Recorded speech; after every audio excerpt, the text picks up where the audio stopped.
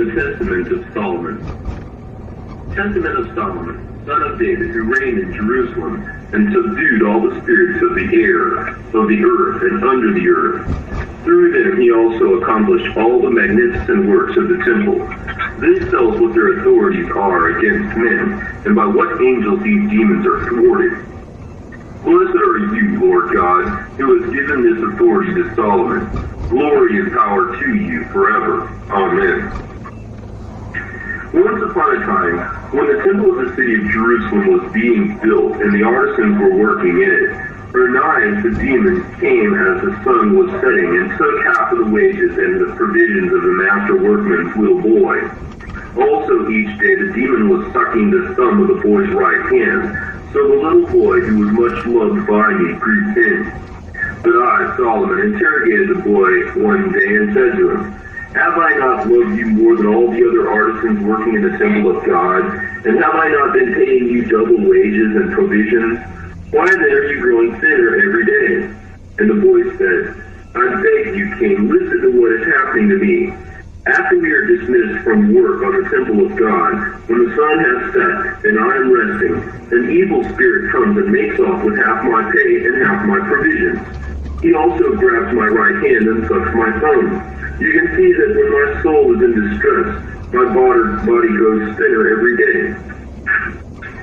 When I, Solomon, heard these things, I went into the temple of God, and praising him night and day, begged with all my soul that the demon might be delivered into my hands, and that I might have authority over him.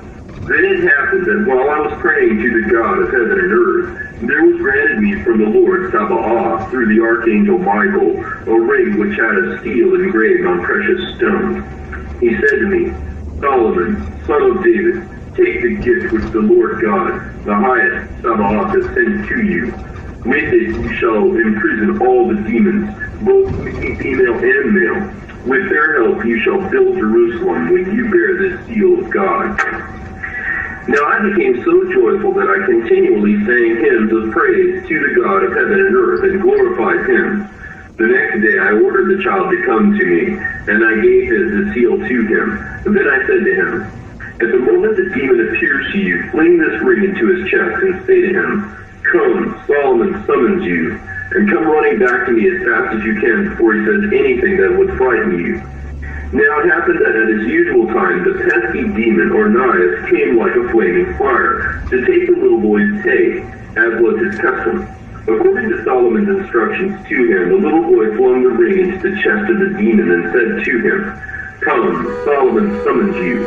And he started to take off running to Solomon as fast as he could go. But the demon screamed and said to the little boy, why have you done this? Remove the ring and give it back to Solomon, and I shall give you all the silver and gold of the earth. But the little boy replied, as the Lord God of Israel lives, I will never withstand you if I do not deliver you to Solomon. Then the little boy went and spoke to Solomon. King Solomon, I brought the demon to you just as you commanded me. Observe how he is standing bound in front of the gates outside, crying out with a great voice to give me all the silver and gold of the earth, so that I would not deliver him to you. When I heard these things, I, Solomon, got up from my throne and saw the demon shuddering and trembling with fear. I said to him, who are you? What is your name? The demon replied, I am called Onias. I said to him, tell me, in which sign of the zodiac do you reside? And the demon replied, in Aquarius. I strangle those who reside in Aquarius because of their passion for women whose zodiacal sign is Virgo. Moreover, while in a trance, I undergo 3 transformations. Sometimes I am a man who craves the bodies of effeminate boys. When I touch them, they suffer great pain. Sometimes I become a creature with wings, flying up to the heavenly regions. Finally, I assume the appearance of a lion. In addition, I am descended from an archangel of the power of God, but I am thwarted by Uriel, the archangel. When I, Solomon, heard the archangel's name mentioned, I honored and glorified the God of heaven and earth. After I sealed the demon with my seal, I ordered him into the stone quarry to cut for the temple stones which had been transported by way of the Arabian Sea and dumped along the seashore. But being terrified to touch iron, he said to me, I beg you, King Solomon, let me have a measure of freedom, and I shall bring up all the demons. Since he did not want to be subject to me, I prayed that the archangel Uriel would come to help me. Immediately I saw the archangel Uriel descending to me from heaven.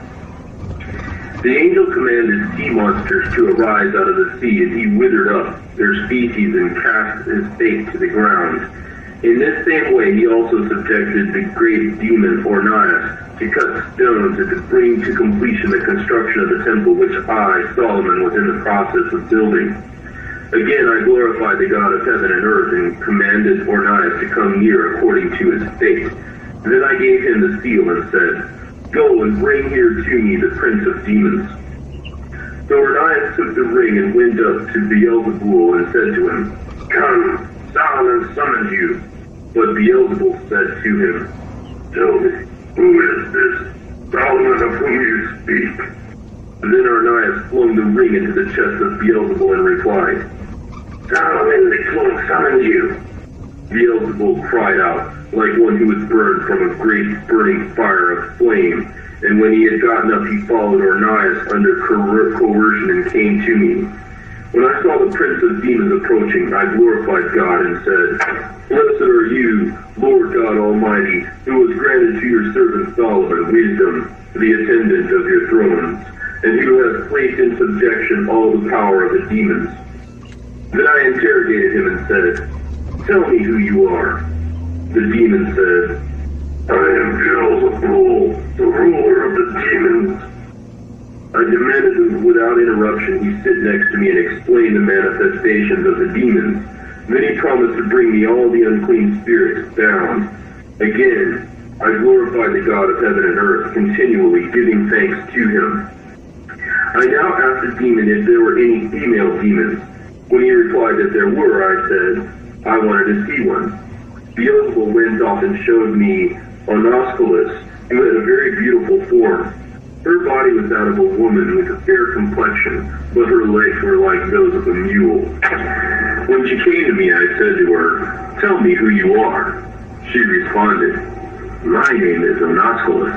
I am a spirit which has been made into a body. I recline in a den on the earth. I make my home in caves. However, I have a many-sided character.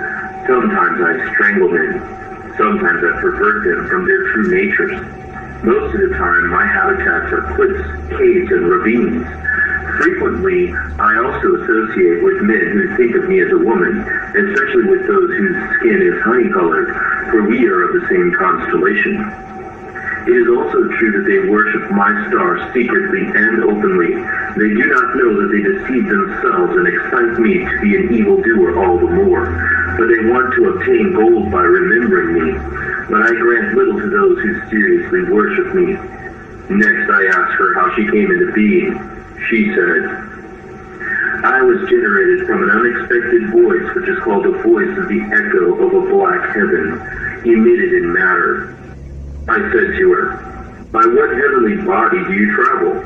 She replied, By the full moon, because by the moon I pass over more things. Then I said, What angel thwarts you? She responded, One that is also in you, King. Now, because I thought these remarks were meant in ridicule, I commanded a soldier to strike her, and she cried out in a loud voice, I say to you, King, by God's wisdom, I have been entrusted to your power. So I uttered the name of the Holy One of Israel, and commanded her to spin the hemp for the ropes used in the construction of the temple of God. She was sealed and bound in such a way that she was made powerless, so that she had to stand day and night to spin the hemp. I commanded another demon to be brought to me, and Beelzebul brought me an evil demon, Asmodeus, bound. I asked him, Who are you? He scowled at me and said, And who are you?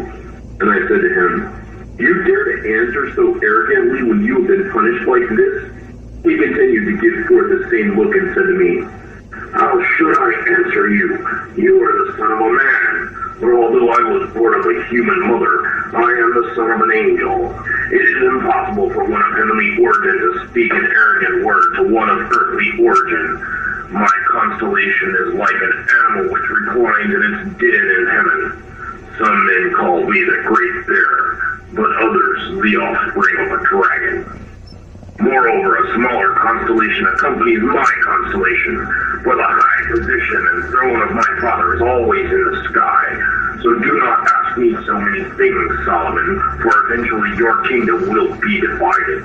This glory of yours is temporary. You have us to torture for a little while, and then we shall disperse among human beings again, with the result that we shall be worshipped as gods, because men do not know the names of the angels who rule over us. When I, Solomon, heard this thing, I bound him with a greater curse. Then I ordered him to be flogged with a rod and to defend himself by stating his name and reporting his activity. The demon stated, I am the renowned Asmodeus. I cause the wickedness of men to spread throughout the world. I am always hatching plots against newlyweds. I mar the beauty of virgins and cause their hearts to grow cold.